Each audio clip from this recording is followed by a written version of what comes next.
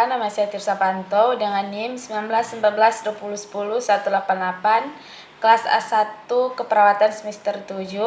Di sini saya akan memenuhi tugas UAS dari mata kuliah keperawatan bencana dengan dosen pengampu Nurse Doni Sahensolar Escape MKes. Di sini saya akan menjelaskan tentang materi surveillance bencana.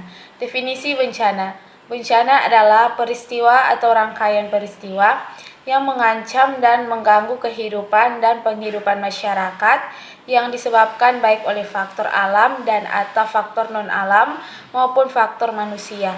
Bencana dapat diklasifikasikan sebagai berikut. Yang pertama, menurut penyebab, yang kedua menurut perkiraan, yang ketiga menurut waktu berlangsungnya, yang keempat menurut frekuensi, yang kelima menurut dampak.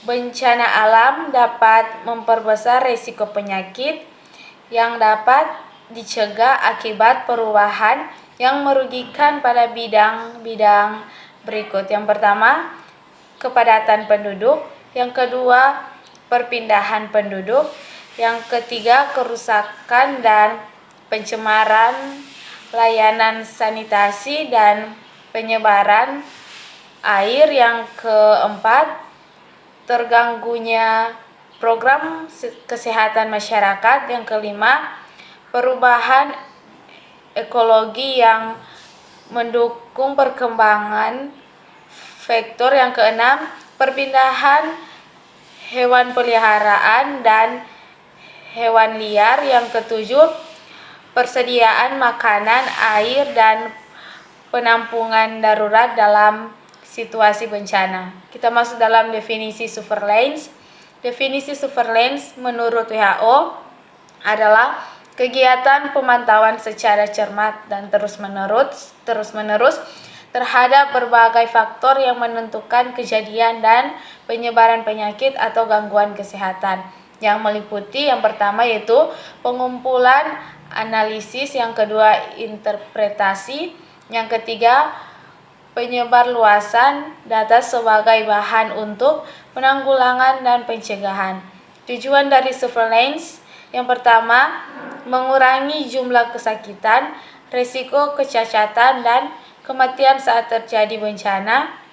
Yang kedua, mencegah atau mengurangi risiko munculnya penyakit menular dan penyebarannya. Yang ketiga, mencegah atau mengurangi risiko dan mengatasi dampak kesehatan lingkungan akibat bencana, misalnya perbaikan sanitasi. Surveillance bencana yaitu meliputi yang pertama, surveillance penyakit-penyakit terkait bencana, terutama penyakit menular. Yang kedua, surveillance data pengungsi. Yang ketiga, surveillance kematian.